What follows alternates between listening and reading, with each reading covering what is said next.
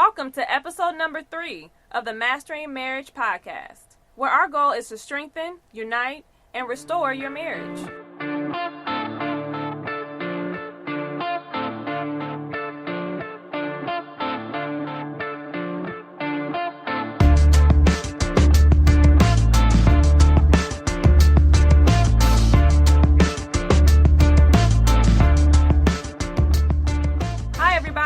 My name is Amanda Taylor, and my husband David and I are the co-founders of MendOurMarriage.com. And our goal is to break the back of divorce by bringing married couples together to be accountable, keep the passion alive, and expose the hidden issues that try to rip marriages apart. All right, so here we go again. Yeah. Hey guys, we're in the booth, and this is episode 3. This time we have a listener who submitted a voicemail, and we're going to play that in a second. But before we do, we just would like to let you know that this episode podcast, did I say that backwards? This podcast episode. Don't judge me, y'all. I'm going to keep that. I ain't even going to edit that out. Now, this podcast episode is brought to you on behalf of MendOurMarriage.com. Guys, we're almost there. The website will be launched on September the 5th, which is a Friday. It's coming up, guys. You don't want to miss it. And before we get to that, we're rolling out this podcast for you guys to have something to snack on, okay? And this is for all of our subscribers, but we have an even more intense, more engaging podcast for all of our members. Right. And you'll get more details once the site is officially launched. About how to become a member. Exactly. And guys, we can't wait. I'm telling you, you guys are gonna love it. We're so excited. I mean, from the date night events to the working out event. Oh my God, this is about to the retreats. To the retreats. Yes. It's about to literally go down, like basement go down. So anyway, let's go ahead. That was whack. That was whack. Y'all laughing. But anyway, let's go ahead and listen to the question, and we'll be back on the flip side. Hello, I'm a 26-year-old married man. Been married for 5 years. My question is how do I get my wife to understand that over the course of the 5 years that we've been married, that my job stability has not been by choice, but only because of the fact that I've wanted to grow and have more in my job, and not just in my job, but in my life and my marriage with her. My wife is an older woman. She's 32, and it's been rough the last 5 years. And at the point right now, I'm currently unemployed and seeking employment. So how do I have her understand that the things that we're going through in our marriage, or the issues that we're going through in our marriage, are not because I want them to happen, but because God allows things to happen for a certain reason and will be better in the long run. Greatly appreciate you guys taking the time out to listen to my questions, and be glad to hear back from you soon. All right, guys, we're back, and I hope you felt what he was asking in that voicemail. And this is a really interesting one, right, babe? Yes, it is. Yeah, and I understand your plight. You know, I've actually been there before as a husband, where the woman or the wife is the primary breadwinner, and it could wrestle, and it could affect your ego a little bit. Okay, baby. It's all right. It's okay. I was just saying, I felt them. You felt it? Yeah, I felt them. All right. And so let's talk about some plans. Let's talk about some steps to help you out. And I'm gonna be very honest and blunt with you, okay? So just kind of bear with me. But it'll work out in the end. So, and Mandy gonna chime in, but she already told me she want me to like kind of, take the steering wheel. Yeah, I think this is more of a man-to-man piece. Okay, and so I'm gonna let David kind of brother, take this one over. Listen up. You said brother. Brother, listen up. Wow. Okay. So here's what I would recommend. The first and foremost thing that You got it? The first and foremost thing that you need to do is make sure that you, number one, know your purpose and you have a plan. Now, I know that's kind of generic, so let me expound on that a little bit. Most people, about 95% of people, will spend their entire life not knowing their purpose in life.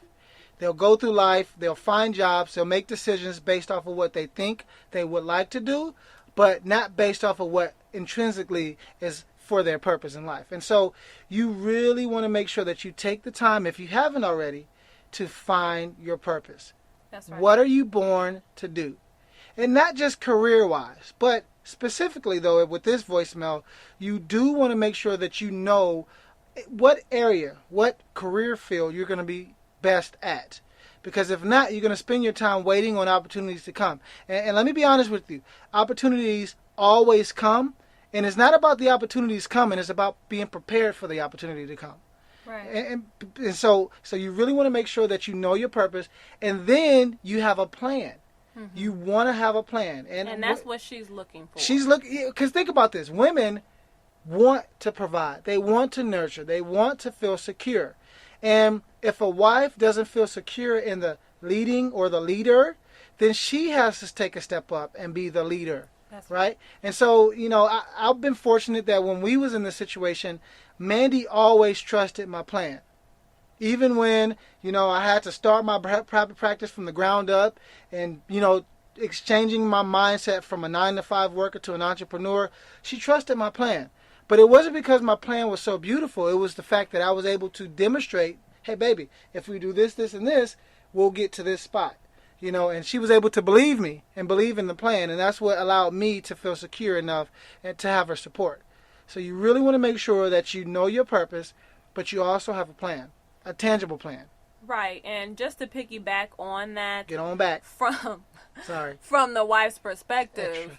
Extra. When your husband has a plan and they can demonstrate that plan and make it tangible for you, then the wife is going to be more comfortable with a little bit of struggle. Yeah. If you have to go through a little bit of hard times or a little bit of struggle, and she can definitely visualize, and she can actually, and she's actually on board with your plan, and she's comfortable with seeing that plan and the vision you have, then she'll be okay be some struggle. with it. Well, and here's the thing: with true success comes struggle. And I could tell you some stories. There's one instance when, I ain't had no gas, and God said go to the gas station because I was on E, and I wouldn't have made it home before I went on E. And so I was like, God, I can't do that. And He won. I finally went to the gas station because I was on E. I didn't have any gas, but I didn't have no gas money. So I was like, God, how in the world am I going to get gas? I ain't got no money. He's like, ask the first person that comes up to the, that pulls in. And I struggled, but I did it, And so I say that to say that you and your wife will have to be on the same page as it pertains to getting to where you guys ultimately want to be, right? And so both of you guys have to understand, though, that there will be some sacrifice. There will be some struggle. Some bills may go unpaid. And I'm not saying unintentionally or intentionally do that, but some of that is the consequence of really finding your purpose and pursuing it. Right, and our bills. You remember when our lights got cut off before? You know what I mean? And it happens. And so, but Mandy trusted me through that process, and I never felt like she was waving her finger over me, saying, "You ain't no man. You need to, go and do X, Y, Z." She supported me, and even financially. So I appreciate that, babe. I appreciate that. You welcome. But for real, so here's the next step. So once you have your purpose and you have a plan, you guys together as a unit. As a family, you guys have to know your mission statement. You have to know what direction you guys are headed in. Because as a family, you guys can't be disjointed in this. This is one of the main reasons why we see a lot of people struggle in their relationship with their spouse. Is because they're so disjointed, right? How can two walk together unless they agree? Right. And you guys have to be in total agreement about the destination, your final destination. And that's all about having a mission statement. Exactly. And I know that may be kind of like extreme, but think about it. As a business, I don't know a business out there that don't have a mission statement and a purpose statement. Exactly. Right? You got to know where you're going. You got to know what you're working for and what you're working towards. If you don't, everything is in vain, right? And so, sir, mister, make sure that you know your purpose. You have a plan, but also, you guys as a family, you guys sit down and discuss what does our 3-year plan look like. What does our 5-year plan look like? Right. See, when Mandy and I got married, we didn't do that. Mm-hmm. I had bought my first house without Mandy. My rent was $365. I was loving it, right? And then we got married. This girl, right? Watch it. She wanted a bigger house. I want my own closet. I'm just being real, you right? wanted your own closet. I have my own closet. You the one was moving in with me. Exactly. And you wanted your own closet. You didn't want my stuff in your closet. Anyway, yeah, I can't share a closet with her. I'm just saying. But anyway, you should see her closet. Ooh, wait okay, a okay. minute. Let me stay focused. But anyway, and so but here's what happened. We bought a second house, rented out the first house. Years later, we moved, and because we didn't have a plan, we lost both of those houses in foreclosure. And I'm not ashamed to admit it, even though it sucked. Because had we stayed in the first house, we would have literally bought that house cash in the first year with our salaries combined. And so I say that to say, make sure that you don't put the cart before the horse, right? We all have these lavish ideas of what success will look like. But if you don't have a plan, you're only daydreaming. And so your marriage has to be on purpose. You have to be doing things on purpose, right? Anything you want to add to that, baby? I just wanted to add just one more piece. One more piece.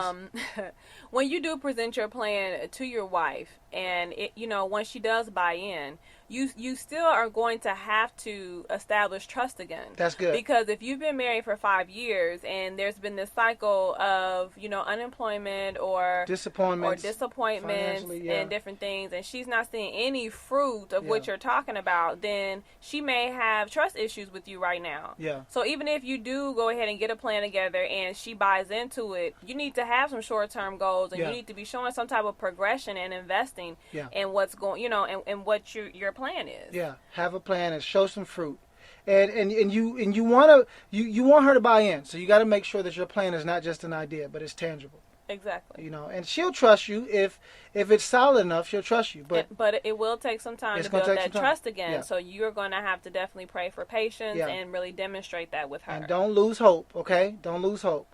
Because marriage is a process. You have to earn the right to have a good marriage. It's just not going to happen. Exactly. Not on its own. You gotta be on purpose with this one. So, but anyway, thanks, sir, for your voicemail. Thank you. We appreciate it. Send some more in, guys. I hope you're listening. I hope you're asking questions. I hope this stuff is resonating with you, and I hope you're going and subscribing to our new podcast. Go on over to the iTunes store and subscribe. Leave us a rating and an honest review.